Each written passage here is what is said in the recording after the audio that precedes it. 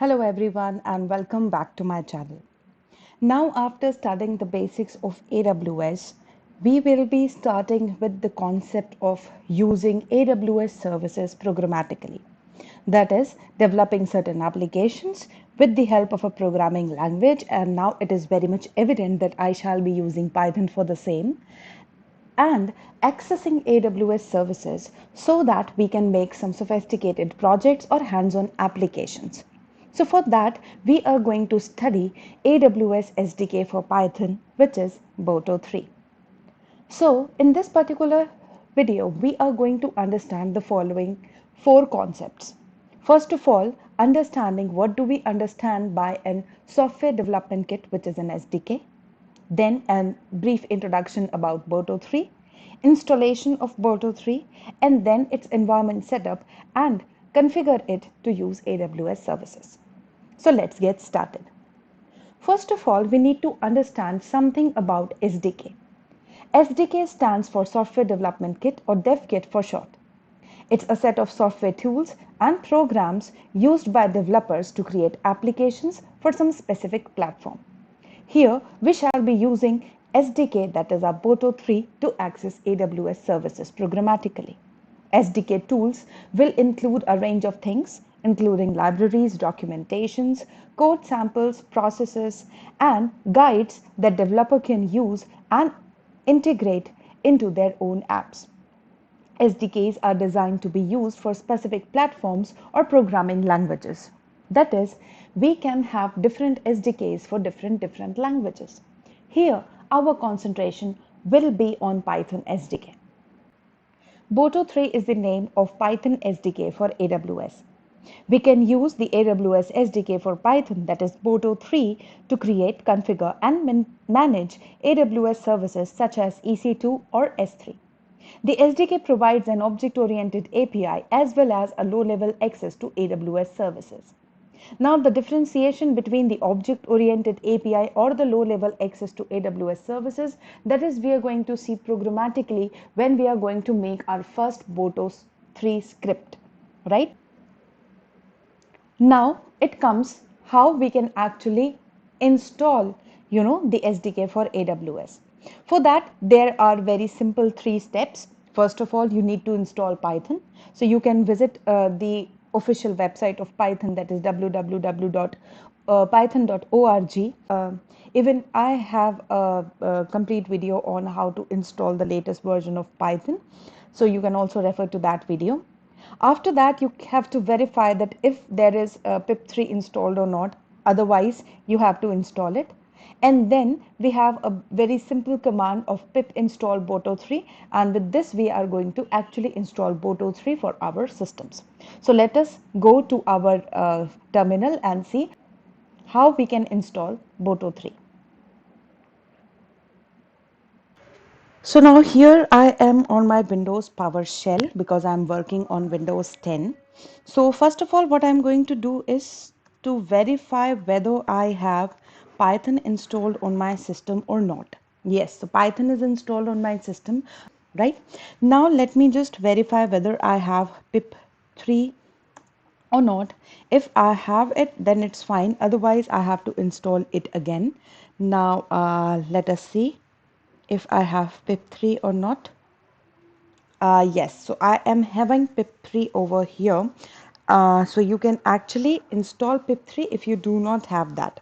Right, now if I have pip3, the next thing which I will be doing is pip3 install Boto 3 and enter. So now it's installing,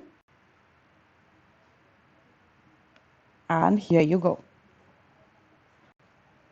So you can see that here it is installing all the dependencies, out of which this Boto core is very much important because Boto 3 run over Boto core.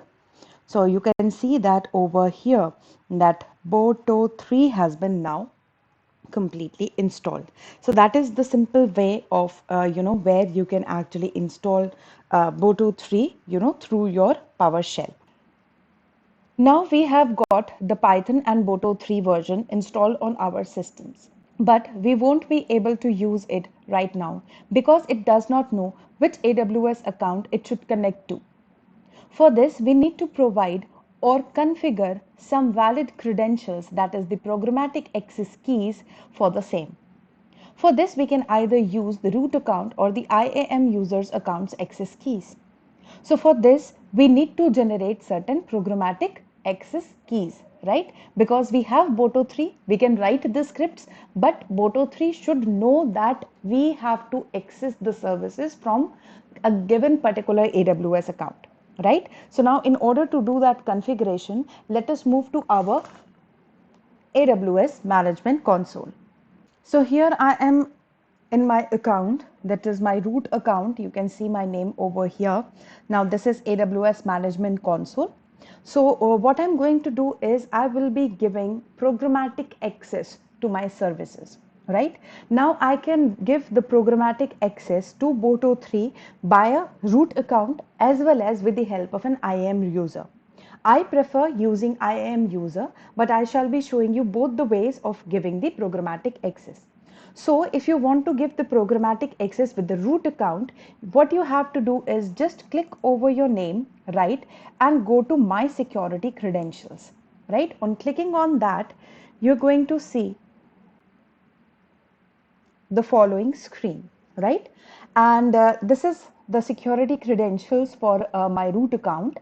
And what I can do is I will be clicking on the access key ID and the secret access key ID. And if I create over here, and I can actually create my access key ID. If I click over here, it is my access key and this is my secret access key.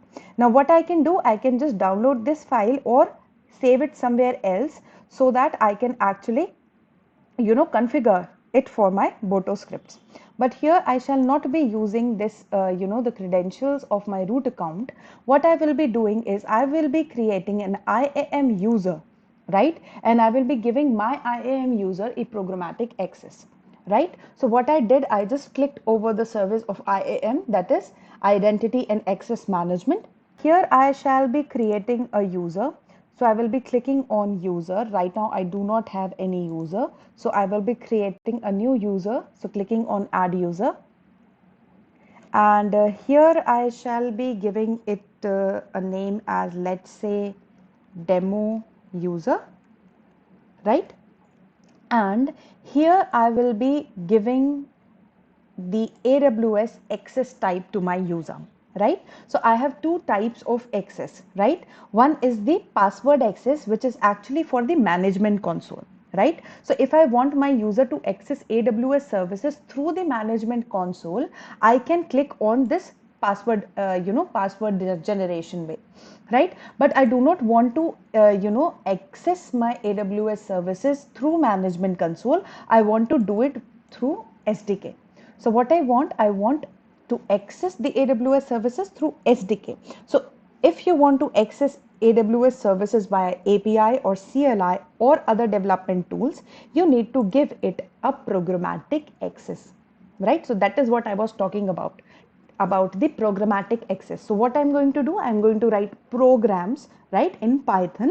And now I have given my Python SDK programmatic access to my AWS account so that it can access services via Python scripts, right? So then going to the permissions, now I have to add permissions, right? Because there are plenty of services in AWS. So what are the services which I want the my script to access, right? My SDK to access. So for that I need to give it permissions, right?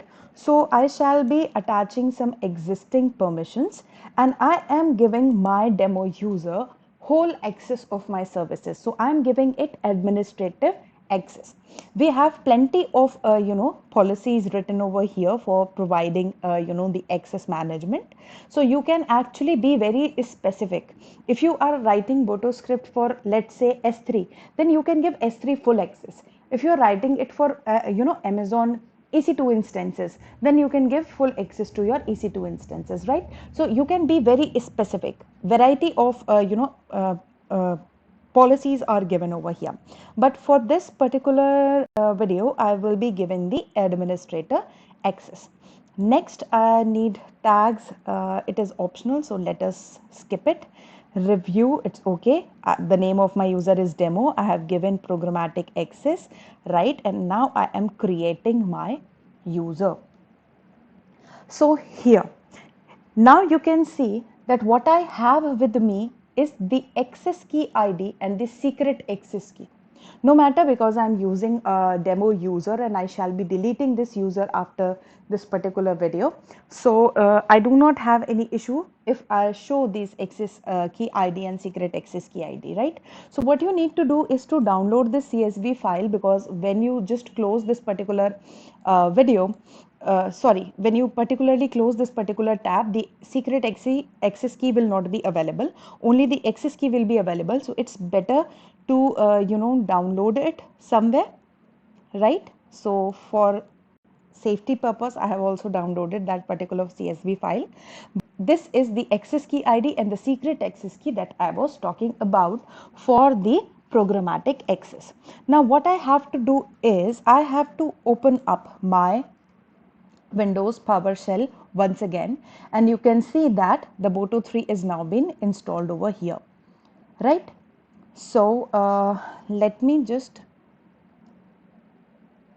clear the screen once and make sure that there is an installation of AWS CLI on my system, right? So in order to configure, what I need is AWS CLI.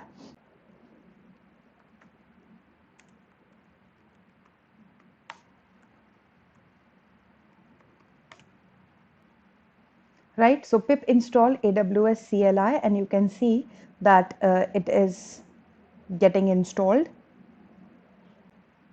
So the command is pip install AWS CLI.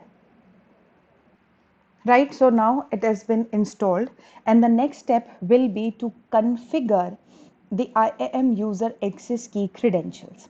So for that, I will be using command AWS configure hyphen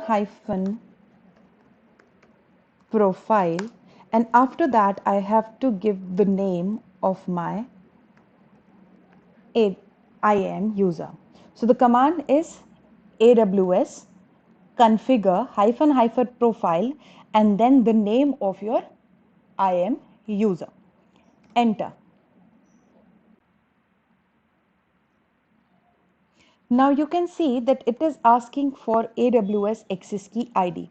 Now going back to your AWS management console, copy the access key ID and paste it over here. Enter, and now it is asking for the secret access key.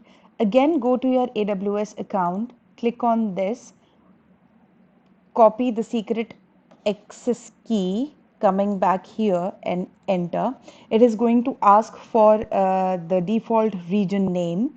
Let me just see into which region I want. Okay, I want it in North Virginia, so the default region name will be US East 1. Copying that over here, and the default format is JSON. If you don't even write JSON over here, then also it's acceptable. So here I will be getting each and every answer in JSON format, right? So you can see that here I have actually configured my the secret access key and the access key ID into my system, so that whenever I will be writing any Boto 3 script, now the system will know, the commands will know that which particular account I need to contact in order to use those services. So let us see where all these files are actually gone. Now, in order to check that, you can actually get into you can change the directory to cd space .aws. By this we are going to actually see whether the config file is actually there or not, and here you can see that I have now created two files, right? So with this command, inside this AWS folder, there is a file called config and another file named credentials, right? So if I do, let's say, type config and enter. Yes, you can see that the profile over here is of demo user, right? And the region is US East 1 and the output format is JSON. Now, if I do the same for the file called credentials and enter, you can see the access key ID and the secret access key ID. So here, how we actually configured these, credentials is with the help of creating profiles, right? You can also configure the credentials by the command, let's say AWS configure, right? What I did this, hyphen hyphen profile. So what I did, I created profile over here. See, the effectiveness of creating profile is if I have more than one, IAM user, I can create different profiles, right? One for, let's say, EC2 developers, one say let's for S3 developers, right? So I can create different profiles. But if I configure these IDs with only this particular command, AWS configure, what is going to do is every single time it is going to overwrite your credentials. So you cannot have two different users with two different permissions, right? So here I created demo user with full access. Let me say if I create an EC2 user with only EC2 access. So I can create another profile as the name EC2 underscore user, right? If I use only AWS configure and not this hyphen hyphen profile name, right? Then it will get overwrite, right? So it is better to always use the profile so that you can have multiple IAM user, right? So that was a brief introduction about SDK, Python Boto 3, and how we actually install Boto 3 and configure so that we can run the scripts, we can access, AWS services with the help of Python programs, right? I hope you understood this particular video, and for more such informative videos on AWS and other technologies, stay tuned to my channel. Thank you.